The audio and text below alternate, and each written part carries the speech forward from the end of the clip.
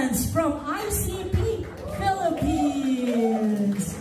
Hi, Michael. Hello. How are you? It's nice to see you again. Yeah, nice seeing you. And GM everyone! GM! Magandang gabi sa inyong lahat.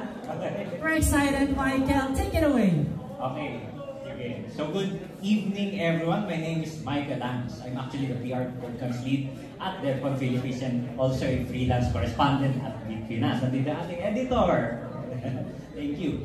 Okay. So I'll be sharing with you on how to create apps using true conversation. Yes. Pwede kayong for those who are not. Okay. So you can actually create applications on the decentralized system through artificial intelligence. Ayan, yun yung aking i-discuss